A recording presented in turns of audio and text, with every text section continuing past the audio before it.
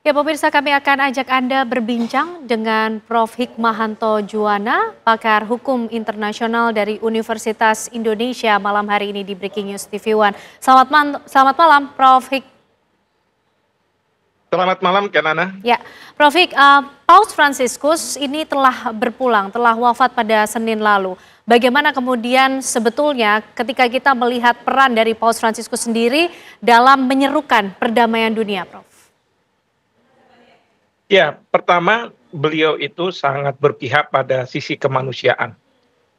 Dan tadi kita barusan mendengar bahwa di Gaza, di mana perang sedang berlangsung, itu keberpihakan beliau kepada rakyat sipil, terutama anak-anak, perempuan, dan mereka yang sudah tua begitu, yang seharusnya tidak boleh diserang, tidak boleh dibom. Tetapi beliau mengatakan bahwa dari pemberitaan-pemberitaan mungkin yang beliau lihat bahwa Israel sudah membabi buta.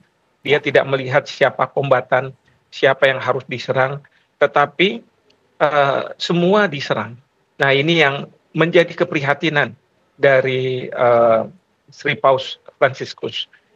Belum lagi beliau juga meminta kepada mereka-mereka yang bertikai, utamanya Israel dan Hamas, agar segera melakukan gencatan senjata. Ini keberpihakan terhadap kemanusiaan yang sangat penting, dan apalagi keluar dari seorang petinggi dari gereja Katolik yang masa lalu, zaman-zaman dulu, bahwa gereja ini sangat berpengaruh. Jadi beliau ini sungguh sangat berpihak pada rakyat kebanyakan. Bahkan kalau saya amati dalam pemakaman beliau, itu delegasi Israel tidak ada yang hadir. Jangan-jangan ini menandakan bahwa Israel memang tidak menyukai apa yang disampaikan pesan-pesan oleh Sri Paus yang menurut saya sangat luar biasa. Bahkan Sri Paus juga mempertanyakan keberadaan dari Perserikatan Bangsa-Bangsa yang tidak bisa menyelesaikan permasalahan ini, ya. Dan itu semua boleh jadi ditimpakan ke Amerika Serikat, karena setiap kali ada ada resolusi Dewan Keamanan, itu selalu diveto oleh Amerika Serikat. Nah, ini yang membuat Israel maupun mungkin Amerika Serikat itu tidak begitu menyukai Sri Paus. Bahkan Donald Trump, Presiden Amerika Serikat, juga melakukan perdebatan dengan Sri Paus. Nah, jadi sekali lagi keberpihakan dari Sri Paus terhadap kemanusiaan sangat diapresiasi oleh masyarakat dunia, dan Sri Paus memang bisa melihat kenyataan bahwa ini bukan merupakan serangan balasan oleh Israel ketika Hamas melakukan serangan ke Israel, tetapi ini sudah mengarah ke genosida, pemusnahan terhadap warga Palestina, ya, karena yang diserang itu adalah penduduk sipil, anak-anak, perempuan, dan orang tua. Seperti itu, Kanana. Prof. Hik, dalam konteks kemanusiaan, bahkan Bapak Suci Paus Fransiskus ini menyampaikan apa yang terjadi di Gaza, Palestina, melihat bagaimana kondisi para korban. Ini kekejaman, bukan hanya perang. Itu yang disampaikan oleh Paus Fransiskus, Prof. Hik. Lalu sampai sejauh mana aksi nyata yang ditunjukkan oleh Paus Fransiskus selama ini tentunya yang mungkin bisa diteladani oleh para pemimpin dunia lainnya yang saat ini tentu masih berupaya, berjuang untuk bisa memberikan kemerdekaan bagi warga Palestina? Ya, pertama adalah seruan itu. Ya, seruan itu sangat-sangat berarti. Walaupun mungkin seruan itu bukan merupakan tindakan nyata, ya. Seruan itu sangat berarti. Kenapa? Karena Sri Paus adalah pejabat tertinggi di kota Vatikan, gereja Katolik. Beliau mempunyai jabatan yang sangat tinggi, dan beliau memberikan pesan. Dan pesan ini juga beliau dorong kepada kedutaan-kedutaan besar Vatikan di berbagai dunia untuk juga menyampaikan kepada kepala negara, kepala pemerintahan setempat, agar sampai bahwa memang kita harus melakukan sesuatu untuk menghentikan serangan-serangan yang dilakukan oleh Israel. Bahkan beliau juga dalam pernyataannya di media yang saya baca, beliau mengatakan bahwa eh, minta agar warga Katolik di Gaza untuk bertahan dan bisa membantu sesama umat manusia. Jadi menurut saya seruan seperti ini kalau keluar dari petinggi dari umat Katolik ini sungguh sangat luar biasa dan sangat diapresiasi oleh dunia. Oke, Seperti itu. Prof. Lalu pesan apa yang kemudian bisa kita ambil dari Sri Paus tentunya sebagai sebuah legacy mengenai kemanusiaan yang perlu untuk terus diperjuangkan, Prof, ketika melihat kondisi di Gaza Palestina.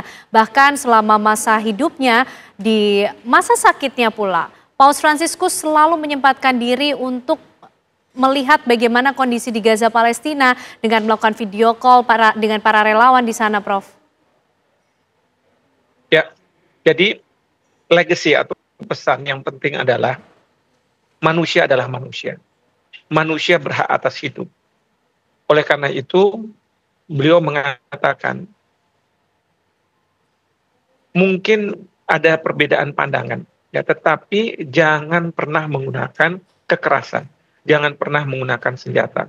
Apalagi senjata digunakan untuk atau diarahkan ke anak-anak kecil, ibu, ya, dan kemudian orang-orang yang memang bukan kombatan, bukan orang yang memang sejak awal bersumpah untuk berperang.